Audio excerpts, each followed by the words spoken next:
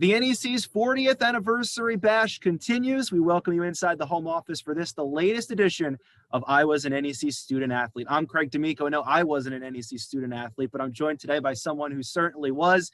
I am very excited today to catch up with the former NEC student athlete from volleyball who has quite an accomplished resume, a four-time all-conference performer, the only four-time setter of the year in NEC history, a three-time league champion, and in two of those three titles, she was the tournament's most outstanding player. You may remember her as Vera from LIU, but now she's Vera Franzese, and she's joining us here today.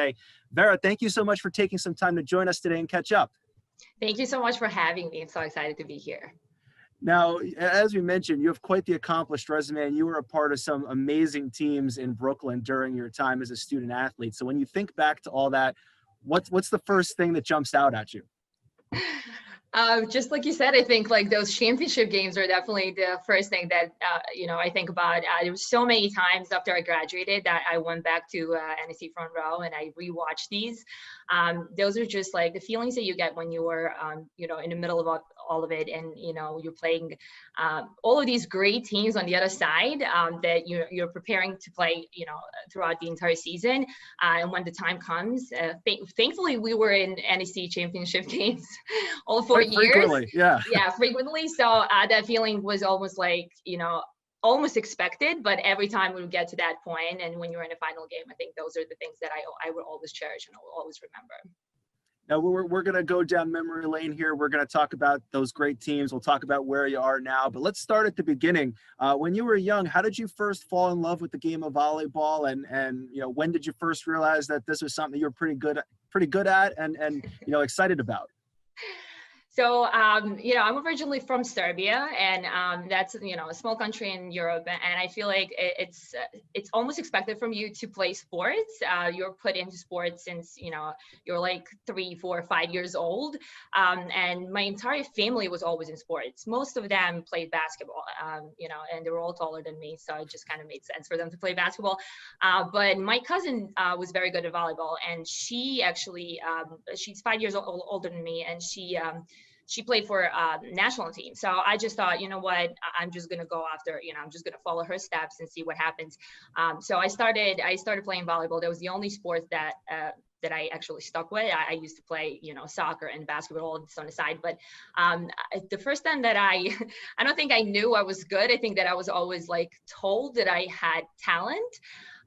So, when you have a great support system, when people tell you that you're good, you kind of like want to be better. And I think that I was 5 years old when I started. So at a very young age when I started playing volleyball. So, and then, I never in my life thought that I would be here sitting in the United States doing what I'm doing today, but I'm so grateful for my journey. And, that it started when I was 5 and here I am still in it. So. Yeah, you mentioned, from Serbia, you had experience, some national team experience, and then coming over to the United States to play for LIU Brooklyn. What was that recruiting process like of getting from Serbia to LIU?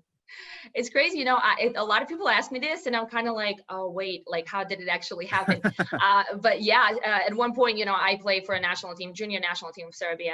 And then next thing you know, I actually got an email from back then our GA, Svetlana, who was also from Serbia. And I got an email from her literally just saying, do you want to come to New York City? And I was kind of like, New York City, like why wouldn't you want to go to New York City, So I read through the email and I was like, wait, I actually have to do a lot to get there, obviously. So I got approached by her. She was in Serbia watching me play, and then I got in contact with Kyle, my coach, Kyle Robinson, and that's just how it started. I had a couple of videos on YouTube. I didn't post these. I never put them up on YouTube, but because I was playing internationally, playing for a national team, they saw me play, and I think Kyle was kind of like, I just trust Svetlana on a pick, and I guess it was a good one. You would have to ask him. Now, you were part of some great teams, as we mentioned, 3 straight championships. There was a 47 conference match win streak in the middle of there, and obviously there's a lot of talent to make that happen. So, we saw what it was like when you guys were competing against other teams, but with that much talent, I have to imagine the competition in practices must have been something like so intense. What were some of those practices like? Oh my God. So yeah, that's actually, I was never asked this, but that's such a good question. It was because, like we would show up for practice, and because we had Kyle and his wife, Jen, who also played volleyball and was our assistant coach. She's like, I want to say 6'4". I don't want to I'm not sure how tall she is. She would be on the other side of a net hitting those balls and like really preparing us for big matches. And I want to like shout out to Jen. She was amazing, but I think that she was the one to always lead a practice with, do you want to do you want to go big? Do you want to play? Do you want to compete and all of these? Like she would be on the other side, always so passionate about it. So yeah, we did have a lot of talent on our team, but I think our coaches just put they would always on the court. So they would always be like playing against us. But yeah, with that being said, I mean, these practices, you would show up and like not knowing what team you're going to play on. And I love that because it wasn't like you're playing on one team, this is the first team and this is it. It was always like the girls on the other side of the net would want to be and beat you, no matter if they were on the first team, second or third. So I love that. I mean, to just have that environment to be a part of, it was amazing. It was so much, it was just a nonstop competition, just like you said. This stat kind of says it all. From 2004 to 2017, LIU won 11 tournament championships in 14 years, which is unprecedented. We're talking about 40 years of the NEC. That run is a major part of NEC across all sports. So what does it mean to you to know that you were an instrumental part of that run? So actually, when I joined, they had already won like 6 times before that. So I think it was just like expected from us to do well, which was amazing because prior to that, when I played back in Serbia, I actually was on a team that came from second league. We entered the first league without a lost game, the entire year. So I think that was like kind of like, oh, I'm just going to keep doing what I'm doing. But coming here and thinking, oh, I got this in a bag. Like I used to practice twice a day and just show up here. Then you show up here in August and you're practicing for 8 hours a day, which was, I mean, you were expected to always do well. And I thought, oh, I got it. I played. I know what I'm doing. I didn't. I actually did not know what I was doing. It was so much more for me to do these expectations that were given to us as being champions for so many years before that. You don't want to be the one that's going to break the streak. Like you don't want to be the one. You don't want to be on a team that's not going to do well now. So you're going to do everything to make sure you're going to be a part of history making and keep doing that as much as you can. And I think that because we were expected that and we had that attitude in practices, it was just amazing that we actually managed to do even more. And eventually, although we did lose my freshman year, we were NEC champions, but we did lose in a tournament. Didn't make it to the NCAA that year. It was just almost like it was like we need to do better. It was always we need to do better. We need to commit more, and we need to do better. So yeah, it's just a great feeling going back and looking at it and knowing that you were a part of a really good team and a really good program. Now, coming to New York City and coming in, as you mentioned, in the middle of a run that's already been established where the expectations were so high, it seems like that's a lot of weight to carry on your shoulder. And then you mentioned your freshman year, losing that championship match. So, how did you able to kind of get accustomed to the surroundings and have so much success early on? So I'm not going to lie, I didn't speak any English. I think that was one of the biggest challenges when I came to the States. I understood everything everybody else was saying, and I left my family behind, and it wasn't easy, just leaving your parents. And I feel like that's for every student athlete just going to college, but not being able to see them ever really once a year. But I came here and I got a new family.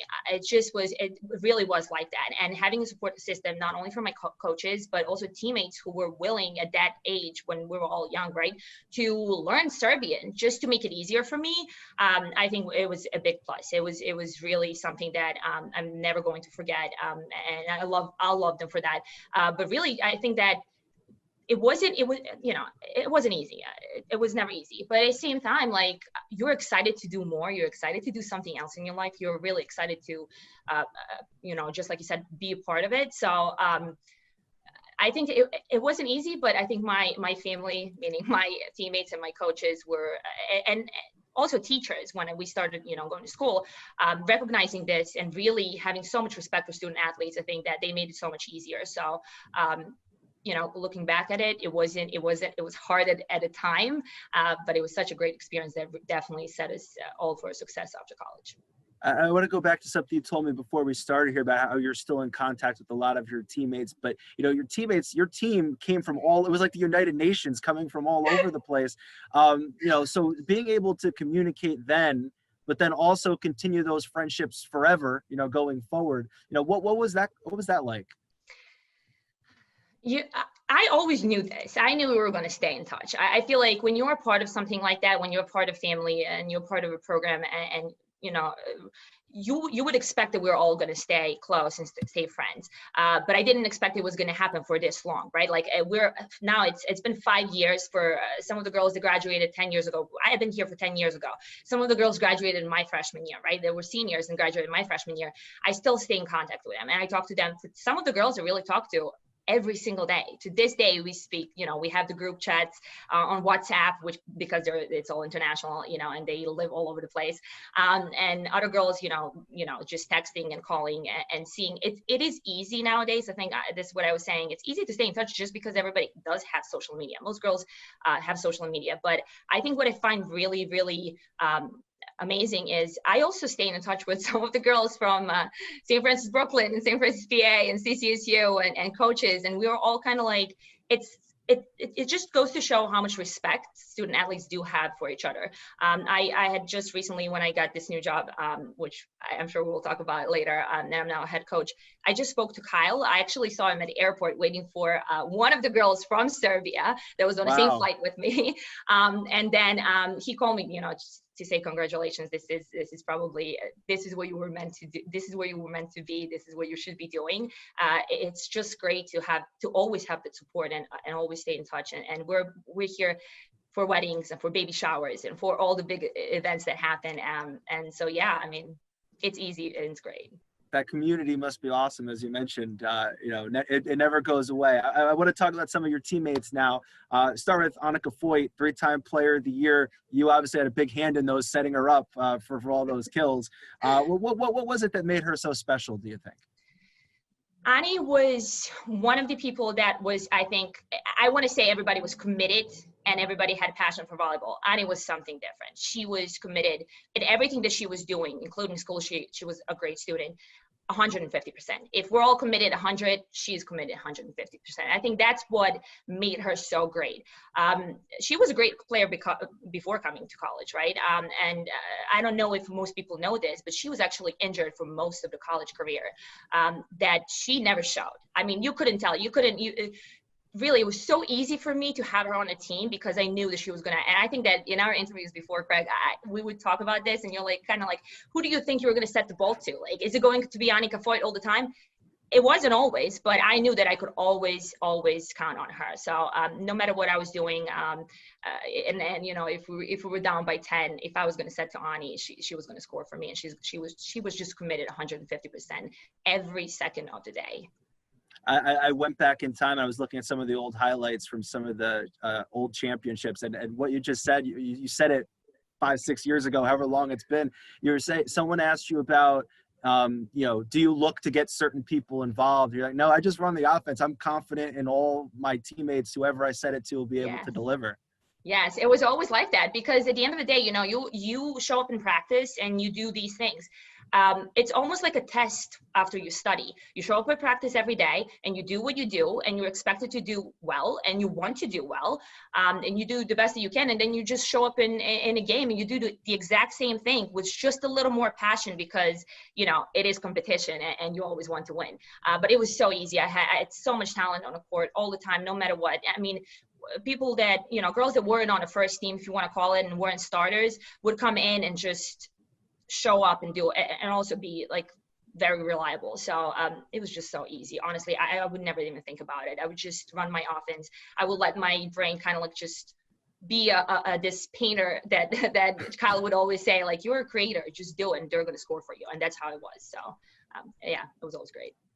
Speaking about energy, I want to talk about another one of your teammates, Adriana Venus-Joy, 4-time Libero of the Year. From afar, watching your matches from afar, it looked like she was like a spark plug that just brought all this energy to your team. What was it like to have her as a teammate?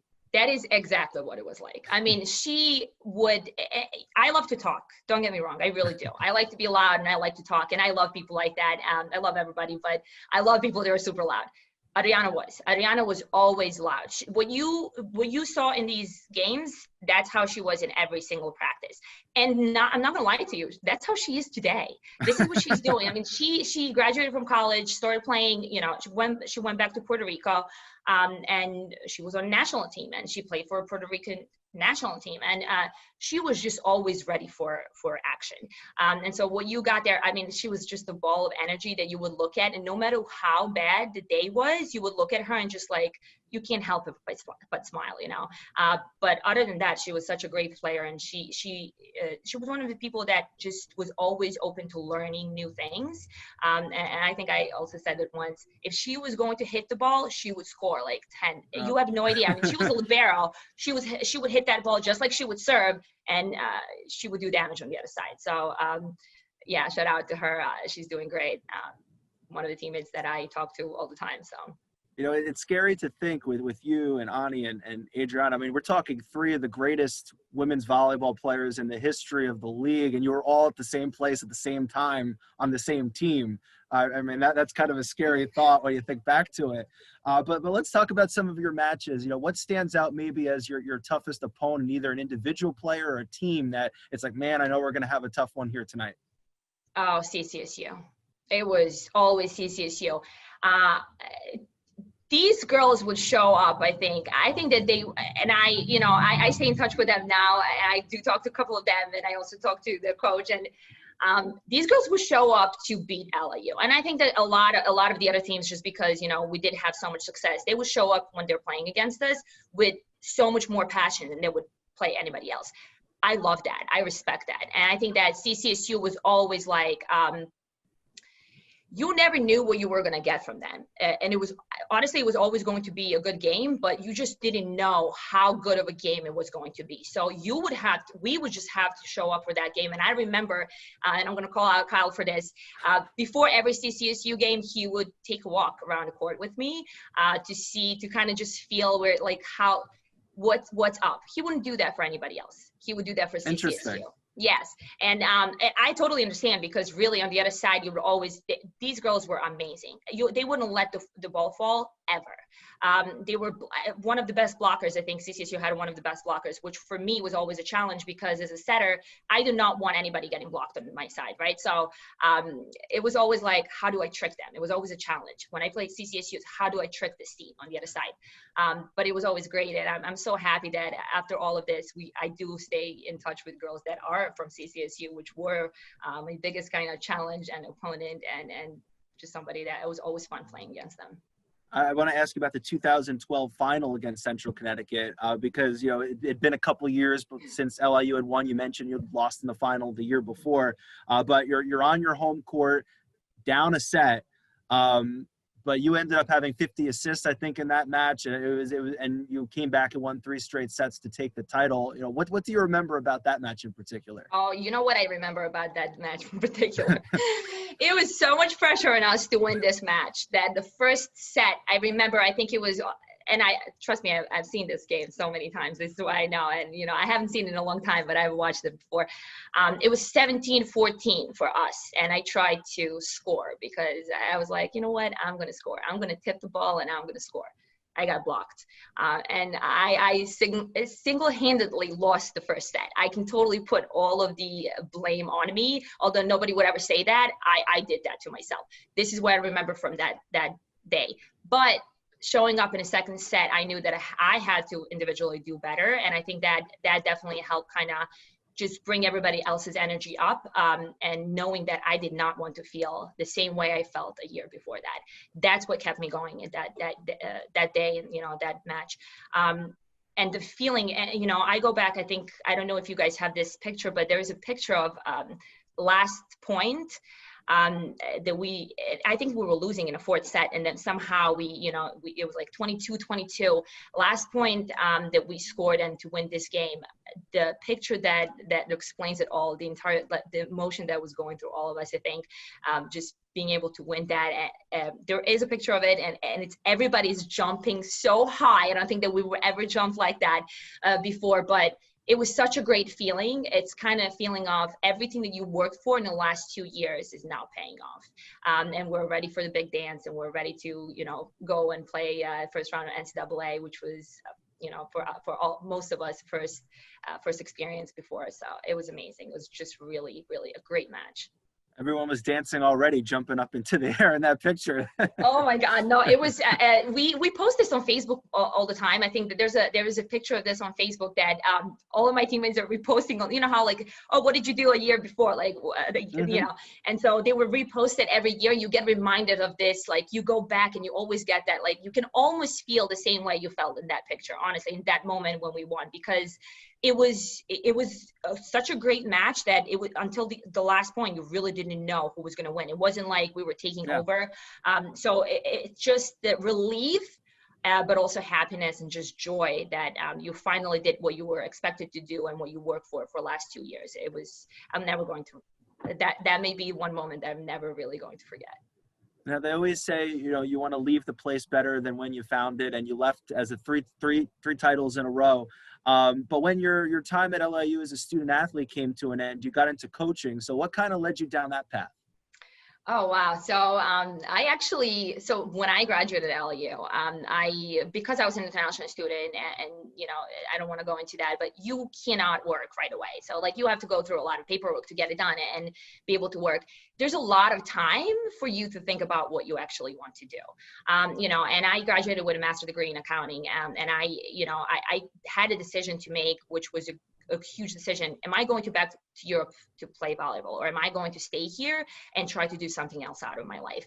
At that point, which was almost now 5 years ago, I couldn't choose to be a volleyball coach. I wanted to, but I couldn't just because I didn't have paperwork to do that. So I just chose to put that aside and not be a volleyball coach for now, until I got an opportunity now 5 years later to finally, I got an opportunity to be a coach at St. Joseph's College, which it was the easiest decision that I had ever had to make. I knew I wanted to do this. I knew I had to be here. I was waiting for this and I worked for this very hard, but I think that what made me do it and why it's so easy for me to now, becoming a coach and be where I am is I want to share not only my knowledge, but my experience from just being a student athlete and pass it down to the amazing group of people that I'm working with right now. Because I think that when you're in college, you really don't understand. When you're a student athlete, you don't really understand how much that prepares you for the outside world, or like world after college. After, you graduate, you're kind of like, do I know how to do anything else? I know how to play volleyball. Do I know how to do anything else? But you take some time and you realize that, yes, you do. What you did as a student athlete definitely prepared you to be where you are now. So having the opportunity to coach this amazing young group of girls is everything I ever wanted. I knew I had to stay in volleyball. I missed it for the last 5 years. And so now that I'm here, I just want to pass my knowledge and always be here, make myself available for these girls for anything that I need, because that's what my coaches did for me. You mentioned you're just named head coach at St. Joseph's College in Brooklyn, so not too far from your old stomping grounds at LIU. What are some of the things that maybe you took away from Kyle and some of the other coaches that you worked with, and now you're looking to implement yourself as a coach? Yeah, I think one of the biggest, we play volleyball, right? Like you have the skill, and my coaches had the skill, and this was something that, yes, you are going to teach these girls. You are going to teach them volleyball. They're going to be better, and you really believe in that. If they're willing to learn, which they are, they're going to be better. But I think one of the things that I definitely took from Coach Kyle that at the time when I was in college didn't realize that it was really important, but now I do, is he used to say, take it all in. While you're in college, take it all in. You may think that you don't have time because, you have to go to practice, then you have to travel. You also have to go to school, and you have to pass the test in order to do what you do, to do what you love, which is playing volleyball. One thing that he used to say is, when you create just a little more time for you to have fun, do it.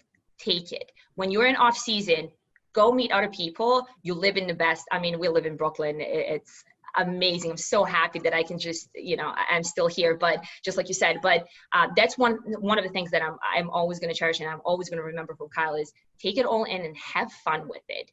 You may not think that you have the time to do anything else, but you will realize if you create that little bit of time, you're going to be happier. And this is something that I really, really try to talk to the girls right now and tell them that, yes, we're living in this crazy time right now, especially with the virus, and we have to really adjust to everything that we do.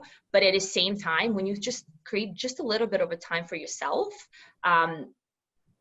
take that opportunity for yourself. Like, you go hang out with other people, go hang out with other student athletes, go hang out with non-athletes, just go out, explore the city, do something for yourself. This is something that, that's not volleyball really related, but it's something that I'm always going to remember Kyle saying all the time, which I think is great. And I'm definitely going to try and pass down to the girls. That's fantastic advice, because when you're working on anything, you almost get put in a bubble and you forget about all the outside stuff. But I agree with you. I think, thinking about all that outside stuff and taking time for yourself once in a while is very important. Mm-hmm. I'm gonna give you, we're gonna test yourself as a coach here. I'm gonna give you an impossible coaching assignment right now. I want you to coach me. My volleyball experience is kind of limited to, the occasional backyard game with my family, or, a charity game here at school with the faculty. So my experience is not that much, but as a 4-time setter of the year, if you were gonna give me some advice on how to be a proper setter or some technique, is there any, little tips you could give me here right now? Yes. Get under the ball on time. When Okay. I say that, it means, most setters just get to the ball. And this is another thing tip that I took from Kyle. But when you're running for the ball, give yourself a little more time to square up to the antenna, to know where the ball is going. Another thing, I'm going to give you 2. This is a Awesome. bonus one. This is not easy, because this is probably just like the advanced volleyball. Create a triangle. There you go. And keep your hands right there. Like that. Create Okay. a triangle. Always create a triangle around the ball. I'll remember that. That's awesome. There you go. Hopefully that's going to help you. So when I'm named the MVP of our next faculty charity game, I'll credit you. I appreciate You better that. credit me. I'm going to take that one. I'm going to repost it too. So, now as a coach, and we had a great time here looking back, but to the current NEC volleyball student athletes that might be watching this, is there any, words of wisdom or pieces of advice that you would give them maybe to get the most out of their NEC volleyball experience? I want to say that listen to what people that have more experience are saying to you. I don't think that I actually took that advice, right? Because like I said, coaches and teachers would say, hey, being a student athlete is definitely going to help you in the outside world. When you find yourself almost thinking it's impossible for you to get a job, and you go out there and you're like at a job interview, and they send you an email, hey, we found somebody else that fits the job better than you. Remember the times when you maybe didn't win the game. It will help you just not be disappointed, but keep your head up, and you will get the next job. And I think that that's something that I really took from, being a student athlete for 4 years. You're prepared more than you think that you are. You don't realize how prepared you are for what's to come after college. But while you're in college, yes, take the time for yourself. Hang out with other people. Don't just hang out with athletes. Hang out with non-athletes. And so I think those are the things that definitely helped me kind of, navigate my life, and being student athlete definitely shaped who I am and today, and how quickly and how good of decisions I make today in life. You're going to miss it. Take it all in, because you will miss it, and that's for sure. And people say that all the time. When you get out of college, you're going to miss it, and you're kind of like, yeah, you know what? I am in college right now, because I don't really care what you're saying, because I am trying to take it all in. But take it all in. When you think that there is nothing else for you to do more, create more time for you to do something else. Because when you do get out of college, you realize that it's the best time of your life. It's great advice from one of the all-time greats, 4-time setter of the year, 2-time tournament most outstanding player. Vera, thank you so much for taking the time to chat and catch up here during our I Was an NEC student athlete segment. Thank you so much for having me. And obviously best of luck with the new gig at St. Joseph's College. We'll be keeping an eye and seeing how you guys do. Thanks so much. I appreciate it. She's Vera Franzese. I'm Craig D'Amico, and this has been I Was an NEC student athlete. We'll see you next time.